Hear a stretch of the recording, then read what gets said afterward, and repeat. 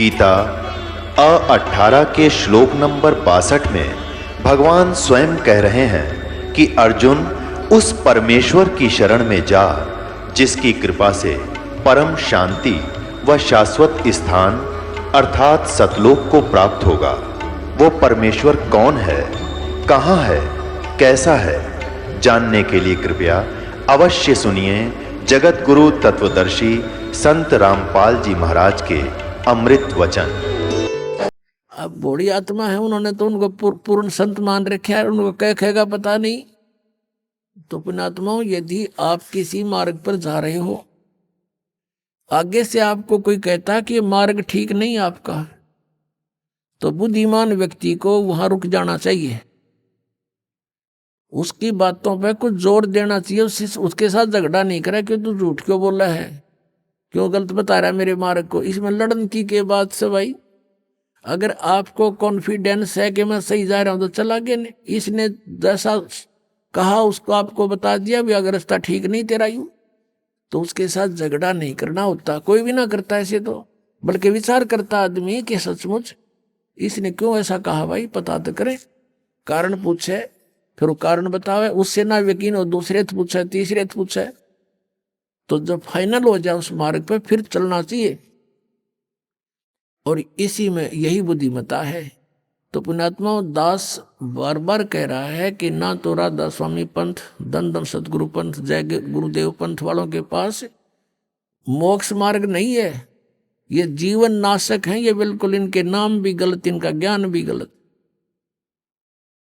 और इनके प्रवर्तक की आपको दिखा दी तो शिवदयाल जी की के दुर्गति हुई कमरा, शिवदयाल जी की मरने के बाद वो भूत बन गया और वो बलोचिस्तानी सामस्ताना खेमामल जी इंजेक्शन रिएक्शन से मृत्यु होगी। और एक और हुए उनके बाबूजी साहब, उसकी हिस्ट्री पढ़ लो तो वो कितने जनते भुगत का मरा। अब परमात्मा कहते संशय शोक सराय में सूतक दिन राती, और जीवित जग में जूती पड़े फिर जम तोड़े छाती। यहीं बिरान मैटी हो ले गया संसार में, वो भूत बन के बुक्की में बोला है।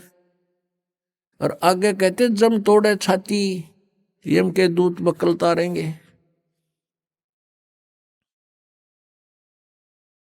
अब क्या बता रहे हैं परमात्मा कि यो सौदा फिरना ही संतो, यो सौदा फिरना ही, ये लोहे जैसा ताव जाते काया देश राही। और तीन लोक और भवन चतुर्दश सब जग सौदे आही। फिर बताते हैं कि ये दम टूटे पिंडा फूटे हो लेखा दरगाह माही, उस दरगाह में मार पड़ेगी त्रियम पकड़ेंगे बाही। वहां पर ना किसी की पेश चले, चाहे कोई राष्ट्रपति है, मृत्यु होने के बाद यम के दूत उसको गिरफ्त कर लेते हैं तुरंत और वहां खड़ा कर देते हैं दरबार के अंदर।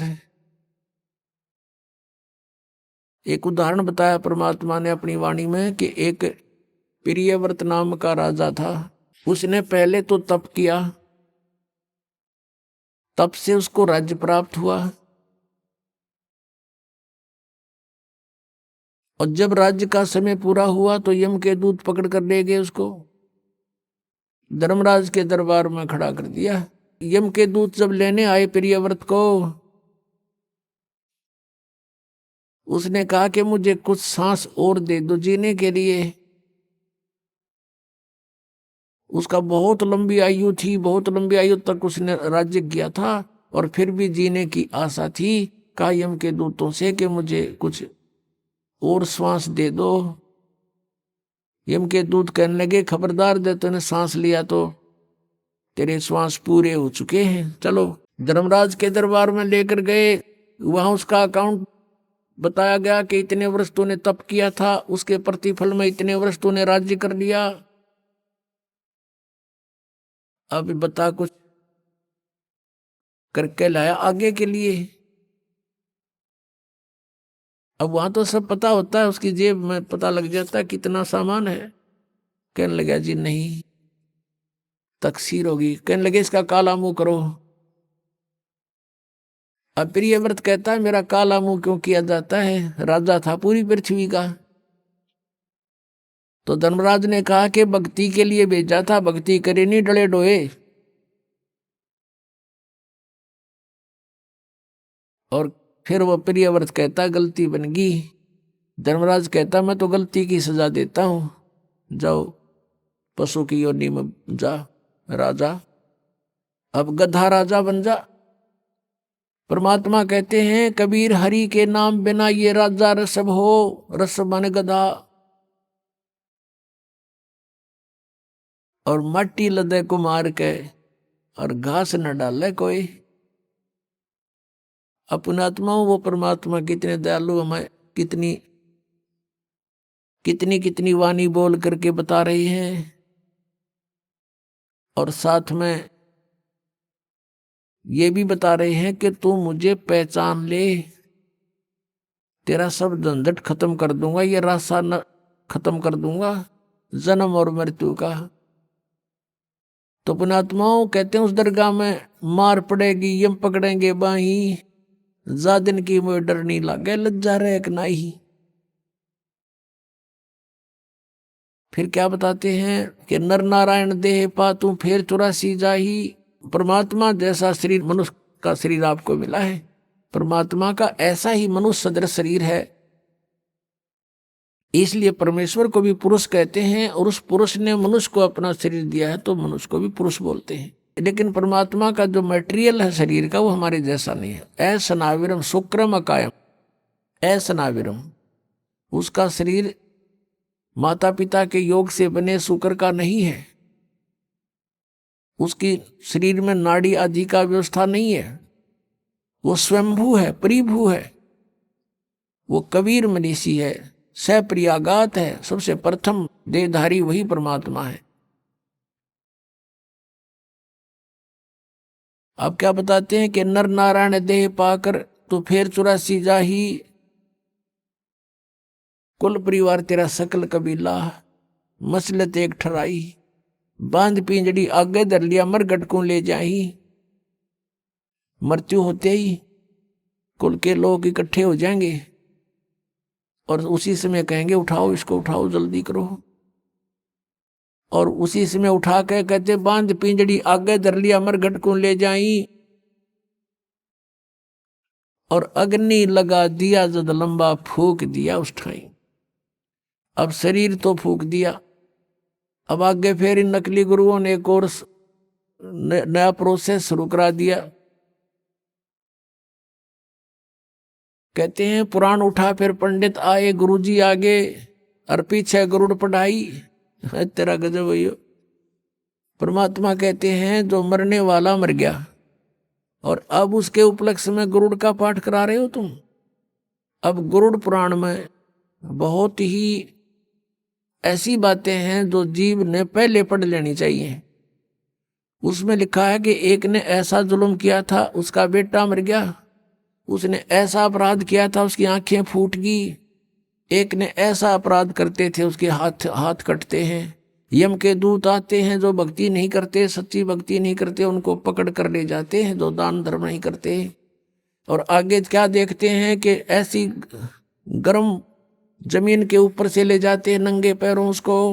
आगे जो शुभ कर्मी प्राणी है वो भंडारा छक रहे होते हैं, खीर खांड हलवे उनके लड्डू जलेबी खा रहे होते हैं।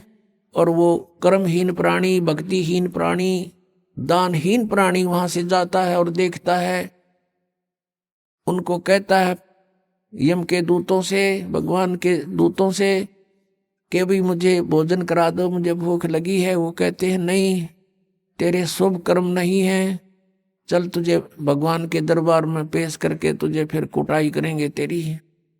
कहते हैं परमात्मा का कहने का उद्देश्य ये है कि वेद पुराण उठा फिर पंडित आगे पाछे गरुड़ पढ़ाई, कि उसको गरुड़ पुराण का पाठ पहले कराना चाहिए था, पहले सुनाना चाहिए था। वो बुराइयां बचता, डरता और शुभ कर्म कर जाता और उसकी दुर्गति ना होती। वो तो गधा बन गया और पाछे उसका गरुड़ पुराण का पाठ करा रहे। अब क्या फायदा मरने के बाद मुंह में घी डालने का। अब क्या बताते हैं कि पुराण उठा फिर पंडित आए, पीछे गरुड़ पढ़ाई। और फिर बताते हैं नर से तू पशुआ की जय गद्दा बैल बनाई, ये 56 भोग कहा मन बोरे की तो कुरडी चरने जाई। पुणात्मा परमात्मा ने हमें बताया है वह सच्चाई है कि कबीर ये माया अटपटी और सब गट आण अड़ी, वह किस किस ने समझाऊं या कुएं भांग पड़ी। हमने इस काल के नकली इस सुख की भांग पी रखी है इस कुएं में, काल के कुएं में। और सबके एक जैसी ही बुद्धि होगी, जैसे शराब पिए हुए व्यक्ति या भांग पिए हुए व्यक्ति आपने चाहे 100 मिल जावे रास्ते में, उनकी एक जैसी भाषा होती है, एक जैसी चाल होती है। लटक दे किधर पैर टेके किधर इधर जावे, बोल रहे तो और में बोलेंगे। तो किसी ने बात करके देख लो, जिन्होंने नशा कर रखा वो एक जैसी भाषा जानते हैं। तो हम सभी को इस काल ने भांग प्या रखी है झूठे सुख की, और सभी हम इसी में इतने मस्त हो रहे हैं। और यहां परमात्मा याद दिलाते हैं, जिसकी भांग उतर जाएगी। एक व्यक्ति शराब पिए पड़ा था और ऐसी गंदे स्थान पर गिरा हुआ था। फिर उसको उठाकर लाए घर वाले, और सुबह फिर नहा धोकर वो गया ना, उसका छोटा लड़का बताता है साथ में, पापा श्याम ना आप यहाँ पड़े थे। वो कहता मैं यहाँ था, यहाँ पड़ा थे तुम, बता। शराबी ने बेटा न्यू कहा पापा रात को आप यहाँ पड़े थे। और फिर वो कह रहे तेरा के जो ये इधर बहुत बुंडी जगह है। अब जब पड़ा था उन्हें टिट्टी पाक रहा था, जब उसको इस बात का पता नहीं था, तो इसी गंदे स्थान पर पड़ा है। तो हम आज जिस स्थान में रह रहे हैं ये ऐसी सतिथि में रख रखे हमारे को। और जब यह भांग उतरेगी आपकी, आपका ताला बेली लाग जाएगी, अंतःकरण में उचाटी पैदा हो जाएगी। अब क्या है, इस काल ने तो हमारे को बुरी तरह फंसा रखा। पुण्यात्मा सच कर मान लेना, पहले तो दुख में पीड़ रखा, अब परमात्मा के दरबार में आओगे आपको सुख होगा। और सुख में फिर आपने सोचोगे ठीक काम चल रहा है, अरे थोड़े दिन में फिर भूल पड़ने लग जाएगी। तो इसके लिए परमात्मा कहते हैं, सुख के माथे पत्थर पड़ो, नाम हृदय से जावे, बलिहारी उस दुख के जो पल पल नाम रटावे। अब कबीर साहब कहते हैं, आपने ये धारणा बनानी चाहिए कि आग लगाई से सुख का जिससे भगवान की भूल पड़े। हे भगवान, ऐसा सुख भी ना देना जिससे आपकी भूल पड़े। ऐसा दुख भी दिए रखना परमात्मा, धन्य है वो दुख जिससे आप याद आओ, आपके ऊपर कष्ट आए, आपने सब जगह ट्राई की, नहीं बात बनी, आप यहां भी ट्राई करने आए हैं कुछ तो। और यहां तो यह बात पक्की बनेगी जब मन में आपने सच्चे दिल तो भक्ति की और नाम ले लिया था। मर्यादा रखनी पड़ेगी,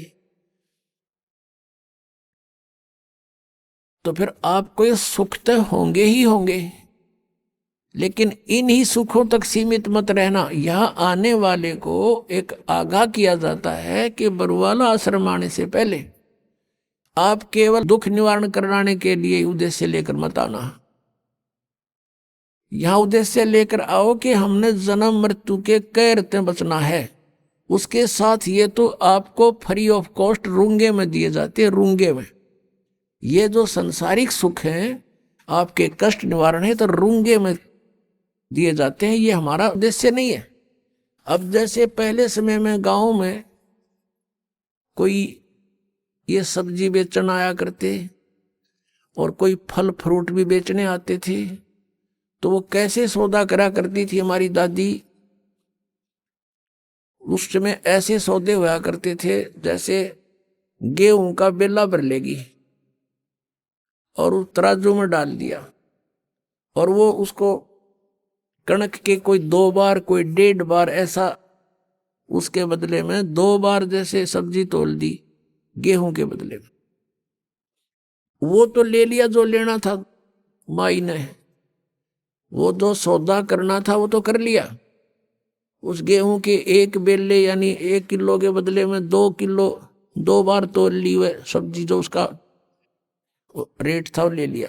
फिर न्यू क्या करती, भाई रूंगा और दे, रूंगा मीन फ्री ऑफ कॉस्ट। वो फिर एक दो और आलू घेर दे, तीनों का ना भाई और दे, वो एक दो और घेर देता, डाल देता। उसको रूंगा बोला करते, रूंगा। तो यहाँ कहने का भाव ये है कि जो असली सौदा है वो तो आपका जन्म और मृत्यु का दुख बटेगा यहाँ पर। और जो ये संसारी छोटे मोटे कष्ट आपके ऊपर हैं, कोई घाटेबाज दे के दुख हैं, ये तो रूंगे में दिए जाएंगे यहाँ पर आपको, रूंगे में, फ्री में। ये सौदा नहीं हमारा, ये तो आप डिमांड करते हो इसलिए ठा के दे दिए, 2 आलू खा लो। तो ये आपके ऊपर जो कष्ट आए हैं, कोई प्रेत बाधा है, या कोई किसी ने शराब कर रखा है, कोई घायल गलवा रखी है, या कोई पाप कर्म प्रारब्ध का दंड है, ये तो रूंगे में काटेंगे कबीर भगवान।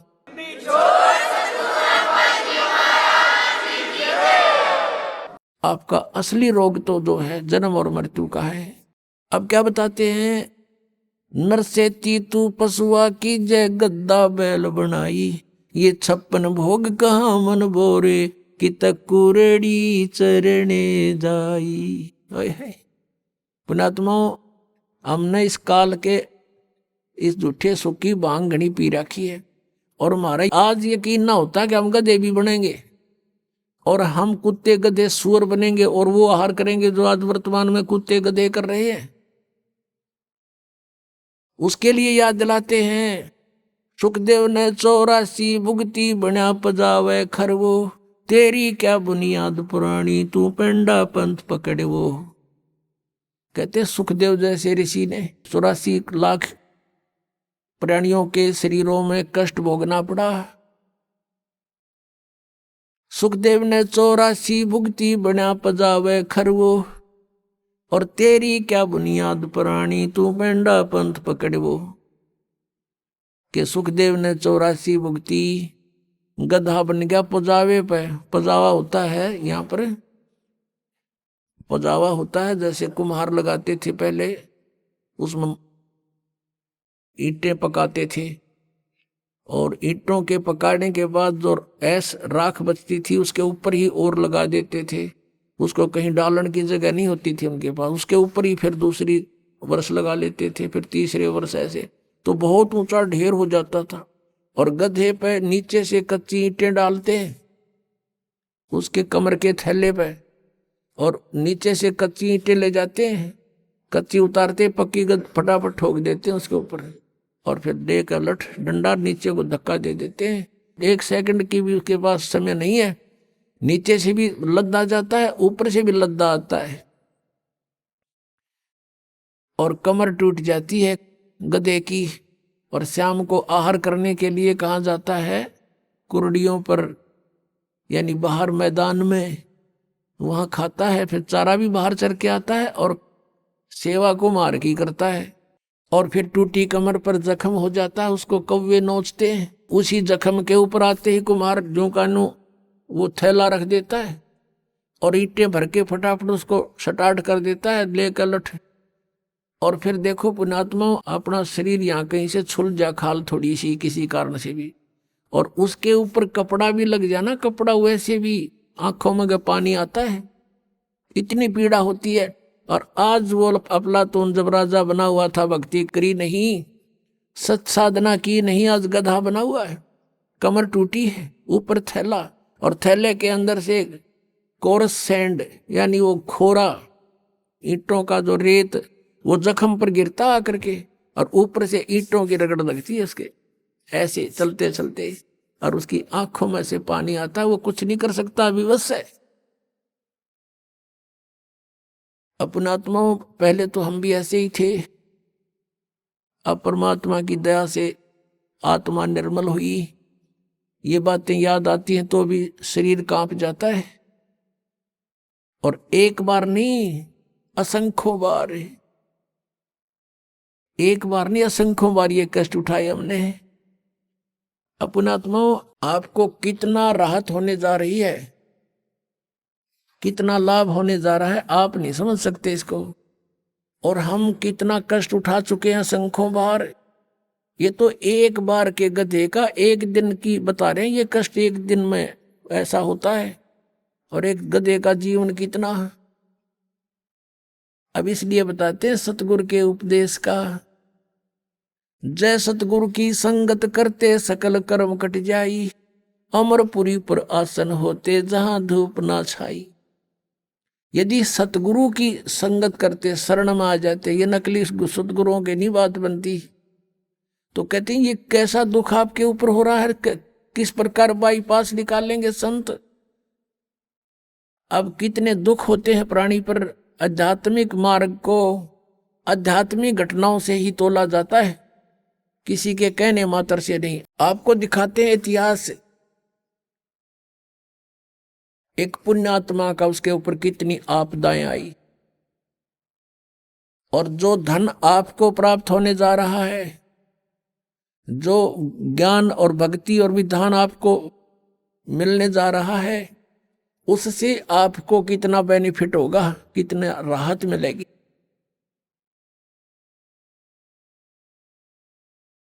अब परमात्मा कहते हैं धर्मदास तो ये लाख दुहाई, और ये सार शब्द की दबार न जाई। आज तक जो परमात्मा ने इस तत्व ज्ञान को और इस तत्व नाम को, सार नाम को, असली मंत्र को छुपा के रखा हुआ था, क्योंकि सतयुग त्रेता द्वापर में ये प्राणी दुखी नहीं होता, और पिछले पुण्य कर्म इसके घड़े साथ होते हैं, जिस कारण से कोई भी कुछ भी साधना भक्ति कर रहा होता है उसमें भी वो सुखी रहता है। वो ये सोचता है मुझे इस साधना से ये सुख प्राप्त है। इस कारण से सतयुग त्रेता द्वापर में परमात्मा ने काल को छूट दे दी थी। इसने डिमांड की, प्रार्थना की करके मांगा था और कह दिया था ठीक है भाई, 3 युगों में हम नहीं ले जाएंगे प्राणी, और चौथे युग कलयुग में हम ले जाएंगे। तो आज से कलयुग से पहले का कोई इतिहास दिखा दो, कोई मुसलमान न्यारा बना हो, या ईसाई अलग बना हो, या कोई जैनी अलग बना हो। हम वेदों अनुसार साधना करते रहे, एक ही हमारा इतिहास था। वर्ण केवल कर्म आधार से थे। अब कलयुग में देख ले कितना हमारे अंदर, कितनी इसने फूट डाल दी। कोई हिंदू बनाया, कोई मुसलमान बनाया, कोई ईसाई बनाया, कोई सिख बनाया, कोई कुछ बना दिए, हमें अलग अलग पाट दिया। इसको डर था कि कलयुग में परमात्मा से वायदा हुआ है वो आएंगे या अपना कोई दास भेजेंगे अपनी शक्ति देकर, तो उस समय तक ऐसा कर दो इन प्राणियों को ये कति कंडम हो जाए, एक दूसरे के शत्रु हो जाए, कोई एक दूसरे की साधना को गलत बता दे तो मरना तैयार हो जाए। ऐसे समय में परमात्मा ने ये स्टार्ट किया है। लेकिन ये बुद्धिहीनता हमारी, मान ले मैं आपके मार्ग को गलत बता रहा हूं और आपको कॉन्फिडेंस है सही है, तो मेरी बातें ना सुनो, इसमें झगड़े की क्या बात है। तो ये काल ही करवाता है। लेकिन अब परमात्मा की मेहर होगी अपने बच्चों पर, समाज शिक्षित है, सब इतिहास हमारे पास है, हमारे सदग्रंथ प्रत्येक धर्म के, प्रत्येक धर्म वालों के पास है। अरदास उसमें बताओगे ऐसा लिखा, आप खोल कर देख लेना, बात समझ में आ जाएगी। तो अभी तक हम सतगुरु ना मिलने से कितना कष्ट उठाया। सतगुरु के उपदेश का लाया एक विचारे, जय सतगुरु मिलते नहीं फिर जाते नरक दुआरे। नरक द्वार में दूत सब करते खेचा ताने, उनसे कभू ना छूटता फिर फिरता चारों खानी। चार खानी में भरमता कबू न लगता पारे, सो फेरा सब मिट गया मेरे सतगुरु के उपकार। 7 समंदर की मसी करूं और लेखनी करूं बन राय, धरती का कागज करूं गुरु गुण लिखे न जाए।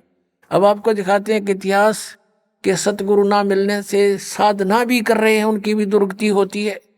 आओ जैन धर्म को जाने, एक पुस्तक है देखिएगा, इसके लेखक हैं प्रवीण चंद्र जैन, MA शास्त्री। ये देखिएगा, ये मंत्र है ओम अरम नमः। अरम हम देते वो नाम है, ये हरियम राम, ये तो राम हो गया। आओ जैन धर्म को जाने, लेखक प्रवीण चंद्र जैन, MA शास्त्री, जम्बूद्वीप हस्तिनापुर, और प्रकाशक हैं श्रीमती सुनीता जैन, जम्बूद्वीप हस्तिनापुर, मेरठ। इसके 294 पृष्ठ पर आपको पढ़ाते हैं। आओ जैन धर्म को जाने, ये तो है पुस्तक का नाम। विशेष प्रकरण और 293 प्रश्न। प्रश्न है श्री महावीर भगवान के अन्य कौन कौन से नाम हैं? उत्तर है 5 अन्य नाम हैं, वीर, अतिवीर, सम्मति, महावीर और वर्धमान एवं वर्धमान।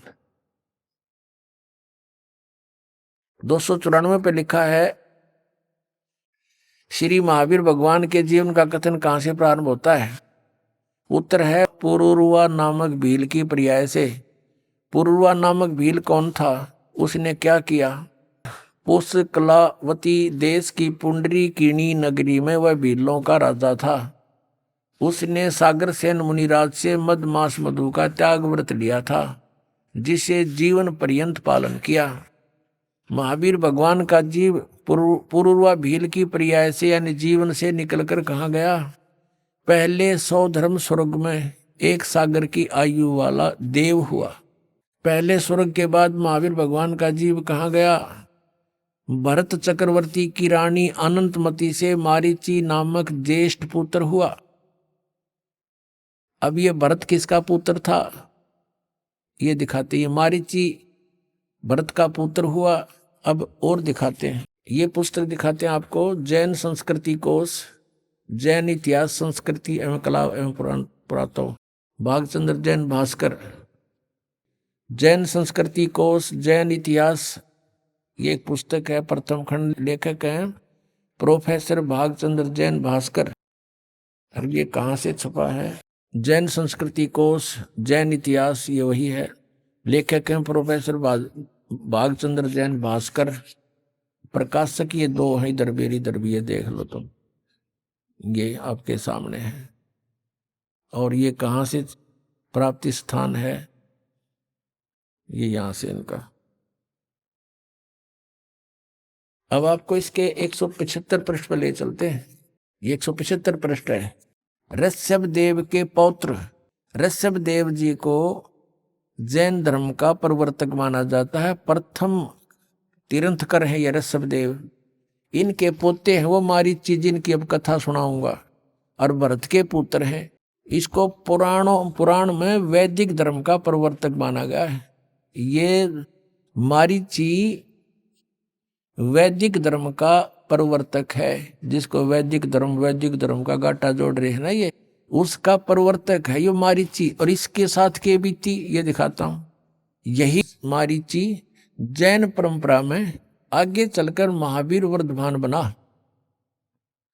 अब देखो आगे, अब 176 पृष्ठ पे अब नीचे देखो, जैन धर्म का विकास इतिहास। यहां है तीर्थंकर ऋषभ देव की जीवन घटनाएं। तीर्थंकर ऋषभ देव अंतिम कुलकर नाभिराज के पुत्र थे। उनकी माता मरु देवी थी। वे इक्ष्वाकु वंशी नाभिराज अयोध्या के इस एक लोकप्रिय राजा थे। तरुण होने पर नाभिराज ने ऋषभ देव का विवाह सुनंदा और सुमंगला से कर दिया। सुनंदा ने तेजस्वी पुत्र बाहुबली और पुत्री सुंदरी को जन्म दिया, और सुमंगला ने भरत सहित एक भरत और 99 पुत्र और एक पुत्री ब्राह्मी पुत्री को जन्म दिया। समय आने पर ऋषभ देव ने भरत को अयोध्या का, बाहुबली को तक्षशिला का और शेष युवराजों को उनके योग्यता अनुसार राज्य सौंपकर संसार त्याग दिया और दीक्षा लेकर साधना में लीन हो गए। साधना काल में पाणिपात्री ऋषभ देव 1 वर्ष तक निराहार रहे, कुछ नहीं खाए 1 वर्ष तक। बाद में बाहुबली के पौत्र श्रेयांश कुमार ने इक्ष्वाकु देकर उनकी निराहार वृत्ति को तोड़ा।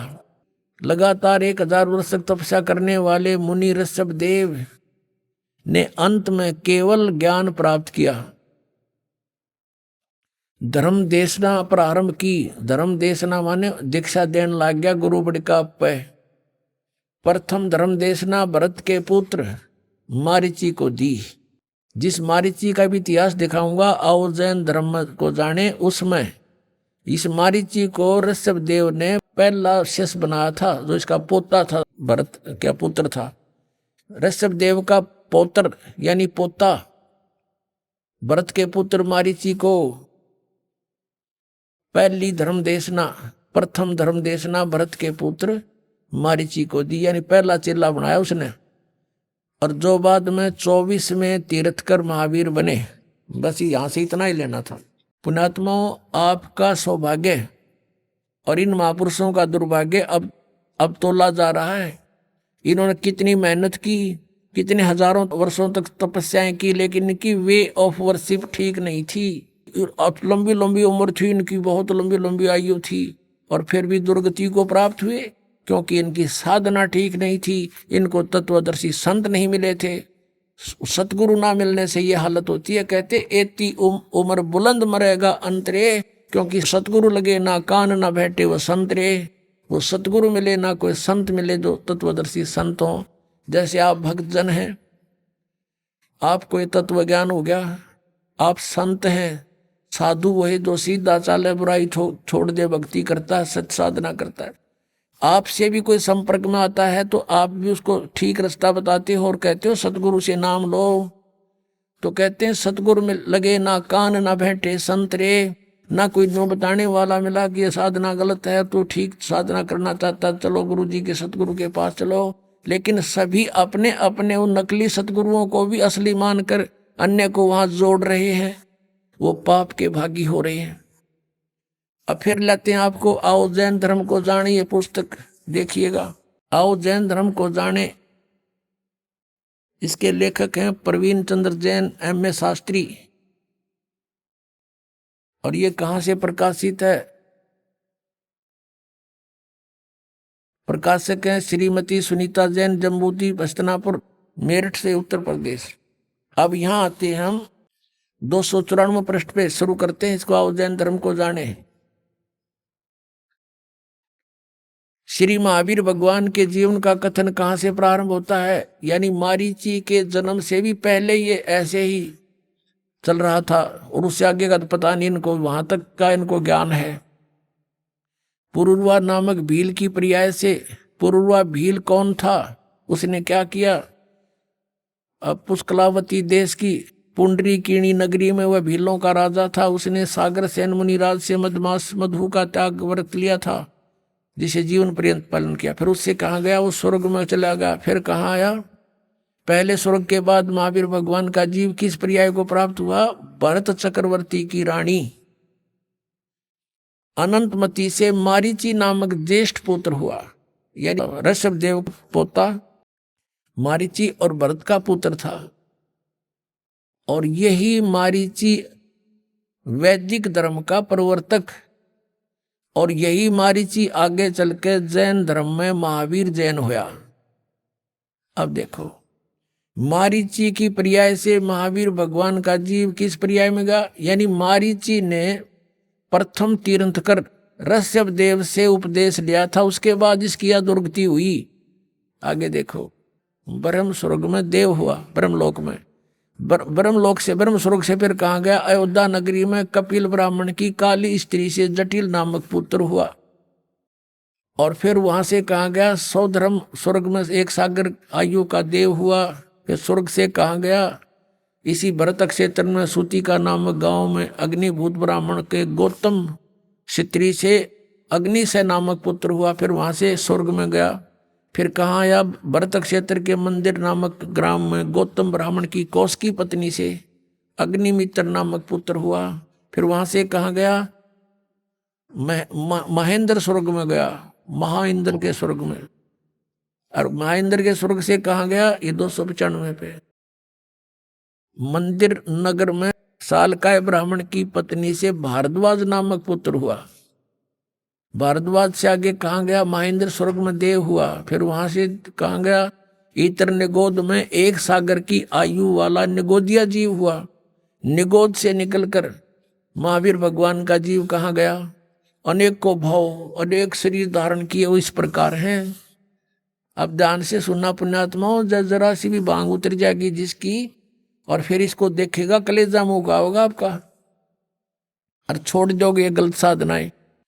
1000 आक वृक्ष के भाव, ओए होए, 80,000 सीप के भाव, 20,000 नीम वृक्ष के भाव, 90,000 केली यानी केले वृक्ष के भाव, 3,000 बार चंदन वृक्ष के भाव यानी शरीर, और 5 करोड़ बार कनेर वृक्ष के भाव, 60,000 बार वैश्या के शरीर, ओए होए 60,000 बार, और 5 करोड़ बार शिकारी के भाव, 20 करोड़ बार हाथी और 60 करोड़ बार गधा। ओए होए, ये भगवान है, कलेजा फट जाए इंसान का। और हम फिर भी साधना यही कर रहे हैं। 60 करोड़ बार गधे के भाव, 30 करोड़ बार कुत्ते के भाव, ओए होए 30 करोड़ बार कुत्ता। गधे का आपको सुना था एक का भाव बतेरा, और ये 30 करोड़ बार कुत्ता, 60 करोड़ बार गधा और 60 करोड़ बार नपुंसक खुसरा, 20 करोड़ बार स्त्री के भाव, 90 लाख बार धोबी, 8 करोड़ बार घोड़ा, 20 करोड़ बार बिल्ली, ओए होए 60 लाख बार गर्भ मरण, गर्भपात की मृत्यु, माए गलगोट का मेरा माँ के पेट में ही। 80 लाख बार देव पर्याय को प्राप्त किया, 80 लाख बार, ओनली 80 लाख बार तो देवता बना, और गधा बना 60 करोड़ बार, ओए होए होए 60 करोड़ बार गधा, 30 करोड़ बार कुत्ता। इस 80 लाख बार देवता बनने वाले ने एक गधे का जीवन बतेरा, सारे पर पानी फेरने, और यो 60 करोड़ बार गधा बना और 30 करोड़ बार कुत्ता। अपने आत्मा विचार करो। ऋषभ देव जी ने जो साधना की, उसकी क्रियाएं कैसी थी? घोर तप किया 1000 वर्ष तक, और फिर प्रथम अपने पोते को नाम दिया, प्रथम शिष्य वही बनाया, और उस शिष्य की, उस पोते की क्या दुर्गति हुई आपके समक्ष है। और आगे फिर यू नरक में गया। कहने का भावदास का यू है कि जब तक सतगुरु नहीं मिलेंगे और आप साधना भी कर रहे हो, आपकी दुर्गति समाप्त नहीं हो सकती। गीता जी अध्याय नंबर 18 के श्लोक नंबर 62 में कहा कि अर्जुन तू सर्वभाव से उस परमेश्वर की शरण में जा, उसकी कृपा से ही तू परम शांति को और सनातन परम धाम को प्राप्त होगा। अपने विषय में बताता 4थे अध्याय के 5वें श्लोक में, 9वें श्लोक में, दूसरे अध्याय के 12वें श्लोक में, 10वें अध्याय के दूसरे श्लोक, अर्जुन तेरे और मेरे बहुत जन्म हो चुके, तू नहीं जानता मैं जानता हूँ। 8वें अध्याय के 5वें और 7वें श्लोक में कहा कि मेरी साधना करनी है तो मुझे प्राप्त होगा, जन्म मृत्यु बनी रहेगी, युद्ध भी करना पड़ेगा, शांति नहीं है। 8वें अध्याय के 8, 9, 10 में 3 श्लोकों में कहा कि उस परमात्मा की भक्ति करेगा तो उसको प्राप्त होगा, उसके प्राप्त होने के बाद फिर जन्म मृत्यु तेरी कभी नहीं होगी, परम शांति होगी। अपनी साधना बताता है, मेरा तेको ओम नाम है। 8वें अध्याय के 13वें श्लोक में बताया गीता ज्ञानदाता, मुझ ब्रह्म का केवल एक ओम मंत्र है, जो इसका अंतिम सांस तक सुमन करेगा मुझे प्राप्त होगा, और मेरी प्राप्ति में जन्म मृत्यु नहीं समाप्त हो सकती। 84 लाख योनियां भोगनी पड़ेंगी और युद्ध भी करना ही पड़ेगा उस परमात्मा के पाने का। 17वें अध्याय के 23वें श्लोक में गीता जी में कहा कि ओम तत्सत इति निर्देश ब्रह्म त्रिविध समर्था है। उस परमात्मा सच्चिदानंद घन ब्रह्म पूर्ण परमात्मा की भक्ति के 3 मंत्र के जाप का प्रावधान है, निर्देश है। 4थे अध्याय के 34वें श्लोक में कहा कि वो तत्व ज्ञान, उस तत्व ज्ञान को समझ, कौन से को? 4थे अध्याय के 32वें श्लोक में गीता जी में कहा है कि स्वयं सच्चिदानंद घन ब्रह्म ने अपने मुख से उच्चारण करके जो वाणी बोली है वो सच्चिदानंद घन ब्रह्म की वाणी है, वो तत्व ज्ञान है। उस तत्व ज्ञान को मैं नहीं जानता, गीता ज्ञानदाता कहता है, वो तत्वदर्शी संतों के पास जाकर समझ, वो बताओगा तुझे, और उसके बताए मार्ग अनुसार फिर उस परमेश्वर की शरण में जा, जिसकी कृपा से तू परम शांति को और सनातन परम धाम को प्राप्त होगा। अब यहां देखो, ओम नाम का ये ओम और आराम ये जाप करते हैं, इनकी यहीं तक बुद्धि सीमित है और इससे ये दुर्गतियां हैं। अब वो 3 मंत्र का जाप, ओम तो सीधा है, तत् और सत्य सांकेतिक है, ये गुप्त है, ये दास बता सकता है इस पृथ्वी पर, और किसी के पास नहीं। अब ये छुपा कर रखने थे परमात्मा ने। अब इस महावीर मारीची वाले जीव की आज्ञा के और दुर्गति हुई देखो। आओ जैन धर्म को जाने, ये पुस्तक हम पढ़ रहे हैं। 295 पृष्ठ पे हमने ये पढ़ लिया। 80 लाख बार देवप्रिया को प्राप्त हुआ और 60 करोड़ बार गधे के भाव को, 30 करोड़ बार कुत्ते को, 60 करोड़ बार नपुंसक, 20 करोड़ बार स्त्री, 20 करोड़ बार बिल्ली आदि। अब आगे क्या गया, कहते हैं उपरोक्त शरीरों को भोग कर प्राप्त करने के बाद श्री महावीर भगवान ने किस पर्याय को प्राप्त किया? राजगृह नगर में शथावर नामक ब्राह्मण हुआ, उससे फिर महेंद्र स्वर्ग में गया, फिर ऐसे जन्म हुआ है, और फिर महाशुक्र स्वर्ग में गया, फिर तिस्पुट नामक नारायण हुआ, और फिर 7वें नरक में गया। ये बताना रह रहा था नरक। 7वें नरक में गया यो महावीर जैन यानी मारीची, और 7वें नरक से फिर कहाँ गए? 296 पृष्ठ पे पढ़िए। सिंहगिरी पर्वत पर सिंह हुआ, पुनः प्रथम नरक में गया, फिर नरक में गया, शेर बना, फिर वहां से हिमवान पर्वत शिखर पर फिर सिंह हुआ स्वर्ग से आकर के। प्रथम नरक से निकल कर कहाँ गया कि हिमवान पर्वत पर शिखर पर फिर सिंह हुआ, और फिर वहां से कहाँ गया? स्वर्ग में गया, एक मुनि से उपदेश लिया।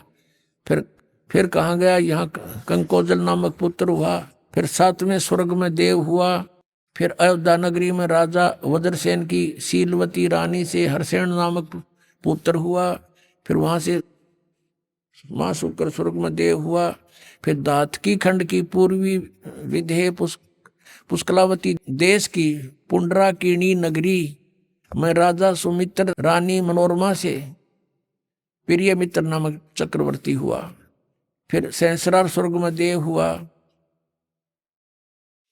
और फिर कहाँ गया? सहस्रार स्वर्ग से महावीर भगवान का जीव किस प्रयाग में गया?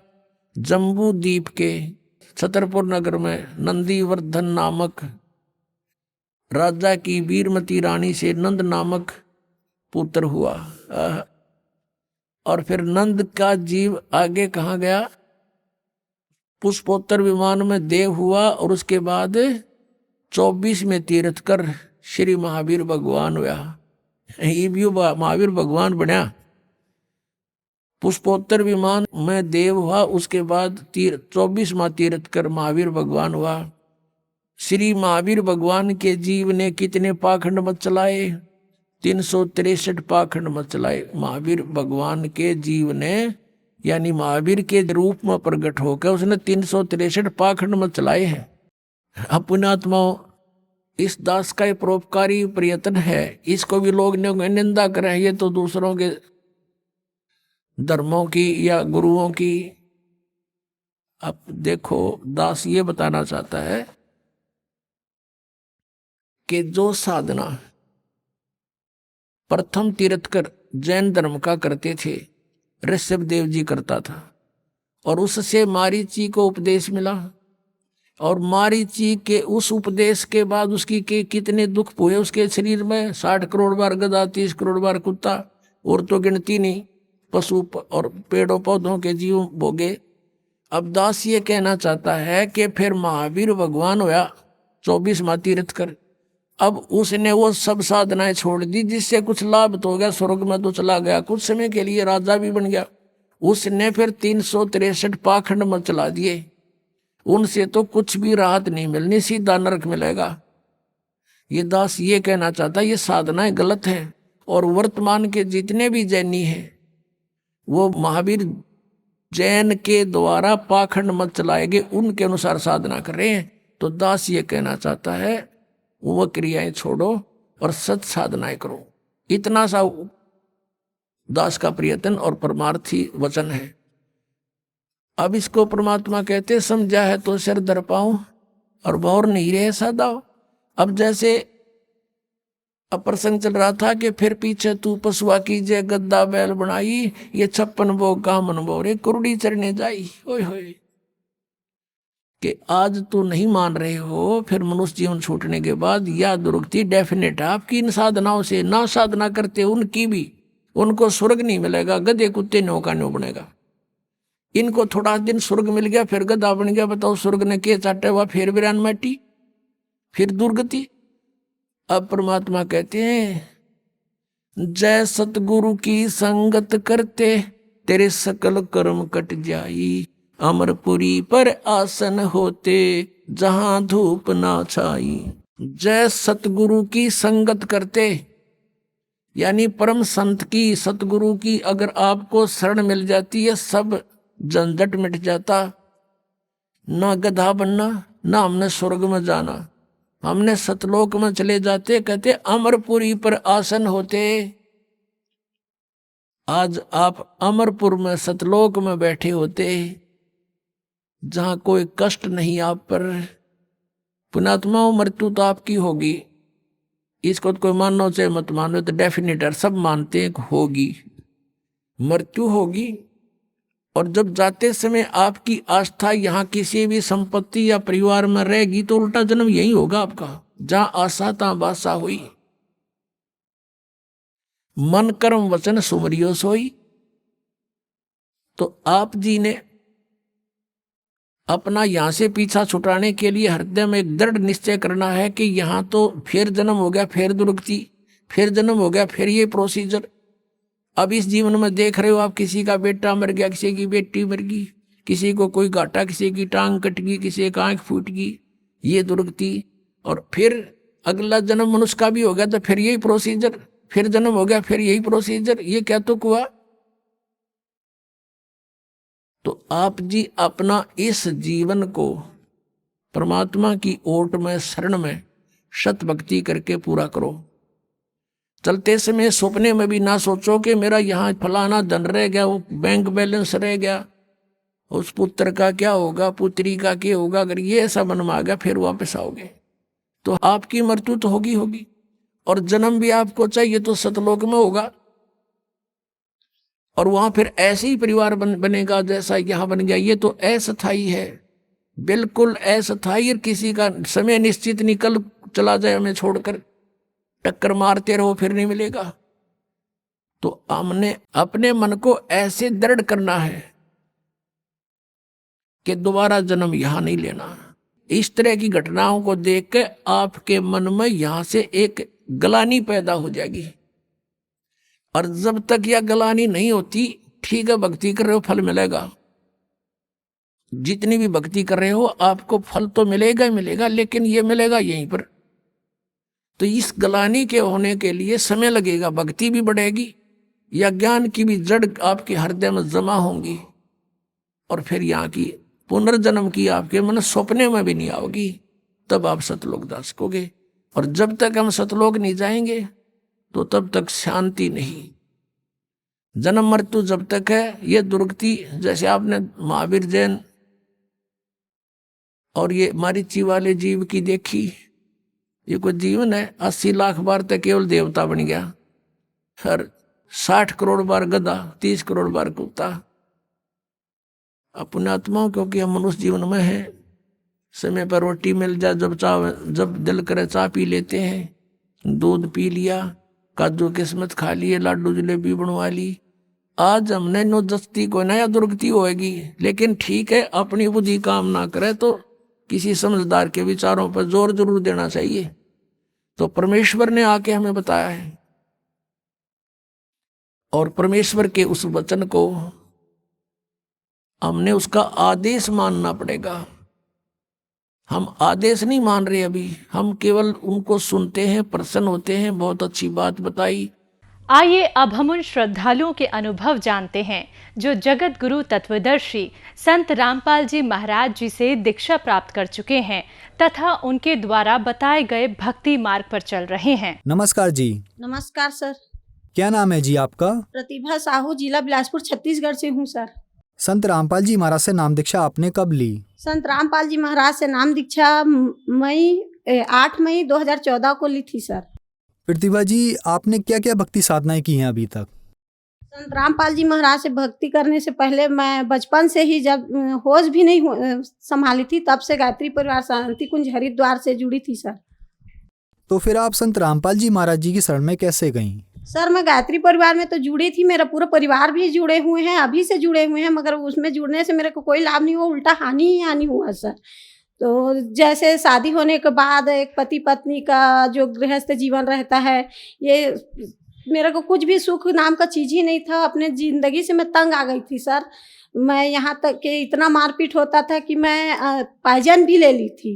फिर पायजन लेने के बाद मैं अपने मायके में चली गई थी, मायके में बैठ गई थी। वहाँ मायके में बैठने के बाद मेरे को मेरे पति तलाक का नोटिस भी दे दिए थे।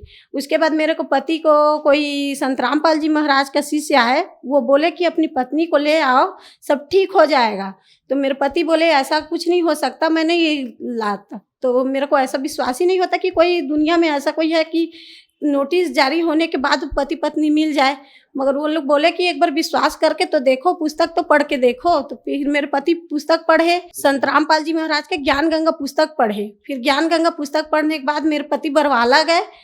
बरवाला में जाने के बाद वो नाम दीक्षा लिए। फिर गुरुजी संत रामपाल जी महाराज आए, आशीर्वाद दिए, तो फिर आए। फिर उसके बाद गए तो बोले गुरुजी, संत रामपाल जी महाराज से बोले गुरुजी आप तो सब ठीक कर दिए, बस मेरा एक ही परेशानी है कि मेरी पत्नी अपने मायके में है, मैं कैसे करूं। तो गुरुजी संत रामपाल जी महाराज बोले कि बेटा उनकी गलती नहीं है, आप उनको घर ले आओ और कैसे भी करके आश्रम ले आओ।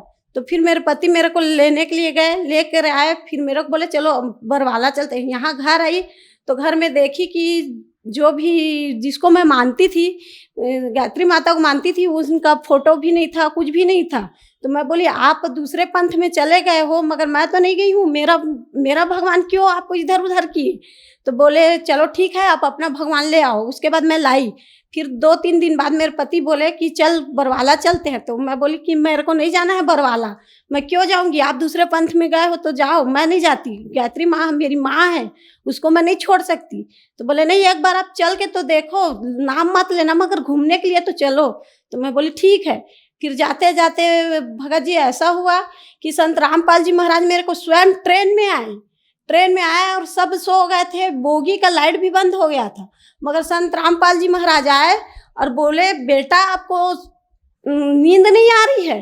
तो भगत जी मैं इतनी अनबुद्धि, इतनी अनजान थी कि मैं स्वयं संत रामपाल जी महाराज को मैं पहचान नहीं पाई। मैं उल्टा उन्हें मैं सोची, क्योंकि मैं पहले बार गई थी, मेरे को नहीं लगा कि ऐसा कुछ चमत्कार हो सकता है। तो भाई लूट मार का दिन है तो कोई आए होंगे, तो उल्टा उन्हीं को चिल्ला के मैं भेज दी। फिर सुबह जब उठी तो जाके देखी बोगी में वो नहीं थे। फिर अपने पति को मैं बोली कि यहाँ एक बुजुर्ग आया था, बैठा था, वो कहाँ उतरा। तो बोले ऐसा कोई नहीं आया। जो मेरे साथ में संत रामपाल के शिष्य थी वो भी बोले कि ऐसा तो कोई नहीं बैठा है यहाँ, तुम किसको बोल रही हो। तो मैं बोली नहीं, आया था, लंबा सा था, गोरा सा था, बाल पका हुआ था, दाढ़ी मुझ कुछ नहीं था और सफ़ेद बंगाली हुए पहने हुए थे, वो आए थे। तो उन लोग बोले बस पर गुरुजी ही आए थे, तुमको पता नहीं चला। तो मैं बोले ऐसे कैसे चमत्कार हो सकता है, गुरुजी आए। फिर रास्ते में झगड़ा होते होते गए। उन लोग बोले इतना चमत्कार दिखाने के बाद भी तुम नाम नहीं लूंगी बोल रही है, ले ले ले ले उनके सी से। मैं बोली नहीं, मेरे को नहीं लेना है, तुम लोग चुपचाप रहो। ऐसे करके झगड़ा होते होते गई। फिर आश्रम जैसे ही गई, मस्त खाई पी, फिर सो गई। थके हारे गई थी, ट्रेन में ऐसे भी नींद तो पड़ता ही नहीं है, तो थके हारे गई थी। उसके बाद भी जब मैं आश्रम में सोई तो रात में जो अपना गायत्री परिवार मिशन से जुड़ी हुई थी, तो उनमें से गुरु थे। तो वो गुरु आए और बोले कि बेटा, बोले कुएं के पास से प्यासा मत जाना, पानी पी कर ही जाना। तो मैं बोली अरे कैसे बोल रहे हैं। अच्छा, फिर उसके बाद मैं फिर सोई तो फिर वही आवाज़ आया। तो मैं बोली है परमात्मा, मैं बोली यहाँ आई हूँ तो कुछ ना कुछ होगा, उसका कुछ तो संकेत करो मेरे को। जो ऐसा बोल रहे हैं, मेरे कान में आवाज़ आ रहा है और उठ के देखती हूँ तो कोई नहीं है। तो फिर मेरे मन में तुरंत आ गया कि नहीं, मेरे को नाम लेना ही है। फिर उसके बाद सुबह 4 बजे, थके हारे थी, सब सोए थे, फिर भी मैं 4 बजे उठी और उठ के नहा धो के तैयार होके आ गई। फिर अपने पति बोली कि मैं भी नाम लूँगी। मेरे पति बोले अरे ऐसा क्या चमत्कार हो गया जो आप नाम लेना चाहती हो, कल तक तो झगड़ा करते आई है। तो मैं बोली नहीं, मेरे को लेना है यानी लेना है। फिर उसके बाद नाम 2014 में फिर नाम ले लिया, 8 मई 2014 में संत रामपाल जी महाराज से। संत रामपाल जी महाराज से नाम दीक्षा लेने के बाद आपको क्या लाभ मिले? भगत जी, संत रामपाल जी महाराज से नाम लेने के बाद इतना लाभ मिले कि शायद बताने के लिए दिन भी छोटा पड़ जाए, मगर इतना थोड़ा बहुत बता सकती हूँ। भगत जी, जो मेरा यहाँ किडनी है, वो किडनी में हमेशा यानी 1 माह 2 माह में इतना ज़्यादा दर्द होता था कि मैं खड़ी थी तो खड़ी ही रहती थी, सोई थी तो सोई रहती थी, यानी पता नहीं इतना। और आंसू मेरे को रोते देखकर मेरे बच्चे भी रोते थे। कितना भी रात रहे उन लोग तुरंत डॉक्टर लेके आते थे, मगर कुछ भी नहीं होता था। बस सुई हुई दे के जाते थे, दवा देते थे, ठीक रहती। फिर उसके बाद 1 माह 2 माह में वैसे ही होता था। मगर जब से संत रामपाल जी महाराज से दीक्षा ली हूँ, पता नहीं वो कहाँ गायब हो गया है कि अब ऐसा लगता है कि मेरा कुछ बीमारी ही नहीं है। और दूसरा लाभ ये है कि मेरी गुड़िया है, वो अभी 16 साल की हो चुकी है। तो वो कक्षा 3री में पढ़ रही थी, तब वो ऐसा हुआ कि वो प्रेत बाधा का हो गया। वो जैसे ही घर से निकलती थी तो जाती तो मस्त थी, क्योंकि पढ़ने में होशियार है, तो जाती थी मस्त। उसके बाद जाने के बाद वो घर तुरंत रिटर्न आ जाती थी, बोलती थी कि मेरे पीछे कोई है, मेरे पीछे कोई है। इतना ज़्यादा प्रेत बाधा हो गया था हम लोग को, यानी कि हमारे घर में अच्छे से रह भी नहीं पाते थे। कोई ना कोई कुछ ना कुछ टोना जादू लगा ही दिए रहते थे। ये सब ठीक हो गया। मेरा बच्चा है सर, वो अभी 14 साल का है। वो उसके पेट में गांठ बन गया है कंठी माला जैसे। तो उसको वो आया स्कूल से और गिर गया, हम लोग को पता भी नहीं था, तो गिर गया। फिर उसके बाद गिरने के बाद हम लोग डॉक्टर के यहाँ ले गए, एक्सरे वगैरह कराए। डॉक्टर बोले कि इसके पेट में गांठ है और ऑपरेशन से ही ठीक होगा। पूरा पेट में कंठी माला जैसे पूरा माला रहते हैं, गुथाए रहते हैं, वैसे ही गुथाया हुआ है। तो ये जब 18 साल का होगा तब इसका ऑपरेशन होगा, वरना नहीं होगा, ठीक नहीं होगा। और कुछ भी खाएगा तो शायद ये बचेगा, ऐसा टाइप का बोले। तो हम लोग परेशान हो गए थे, मगर गुरुजी के से मेरा बच्चा भी नाम लिया था। तो हम लोग बोले बेटा जो नाम मिला है वो नाम कर, अच्छे से नाम कर, अच्छे मर्यादा में रह के भक्ति कर, फिर बाकी पर गुरुजी सब संभाल लेंगे संत रामपाल जी महाराज करके। तो आज मेरा बेटा इतना तंदुरुस्त हो गया है कि मोहल्ले में सबसे अच्छा, सबसे तंदुरुस्त और सबसे हट्टा कट्टा मेरा बेटा ही है। मैं एक मिल चलाती हूँ सर, धान कूटने वाला। तो मैं बोली कि मेरे पति फेरी में जाते हैं, तो मैं बोली गुरुजी से कि हे गुरुजी, मैं बोली कि अभी का दिन है और कपड़ा बेचते हैं दिन भर, तो कभी बिक जाता है तो ठीक है, और कभी नहीं बिकता है तो भी, तो अब मैं कब तक ऐसी मिल चलाऊंगी। गुरुजी आप कुछ तो करिए, चमत्कार हो सके तो मेरा बड़ा वाला मिल कर दीजिए, जिससे कुछ तो घर में होगा, आमदनी आएगा, तो अच्छे से आपकी सेवा भी कर पाएंगे ऐसे करके। तो गुरुजी 8 लाख का जो राइस मिल है, जो 8 लाख का प्रोजेक्ट है, उसको परमात्मा पता नहीं कैसे हम लोग को कहाँ से मिला दिए। कुछ पैसा मेरे मायके से दिए, कुछ अपने मित्रों से लिए, और कुछ पैसे ऐसे ही पता नहीं कहाँ से हो गया कि हम लोग का 8 लाख का प्रोजेक्ट यूं ही चुटकी में ही पर गुरुजी संत रामपाल जी गुरुजी यूं ही चुटकी में ही लगवा दिए। जैसे कि आपने बताया कि संत रामपाल जी महाराज से नाम दीक्षा लेने के बाद आपको बहुत सारे इनाम मिले, तो जो दर्शक अभी आपका इंटरव्यू टीवी पर देख रहे हैं और वो भी संत रामपाल जी महाराज से नाम दीक्षा लेना चाहते हैं, तो कैसे ले सकते हैं? सर संत रामपाल जी महाराज से नाम दीक्षा तो आप आजकल तो मोबाइल का ज़माना आ गया है, आप लोग सोशल मीडिया, ट्विटर, फेसबुक सब इसमें भी अपने जो संत रामपाल जी महाराज के शिष्य हैं वो लोग लगे हुए हैं। तो आप उनके ज़रिए से भी आप नाम दीक्षा ऑनलाइन, चाहे तो ऑनलाइन या नज़दीकी नामदान केंद्र है वहाँ से आप नाम दीक्षा ले सकते हैं। और इससे ज़्यादा आप सत्संग देखेंगे तो सत्संग में हर चैनल में आता है, तो उसके नीचे आपको एक छोटी सी पीली पट्टी दिखाई देगी सर, जिसमें संत रामपाल जी महाराज का आश्रम का नंबर रहता है, उसे आप नंबर कॉल करके आप नाम दीक्षा ले सकते हैं सर। धन्यवाद जी। धन्यवाद सर।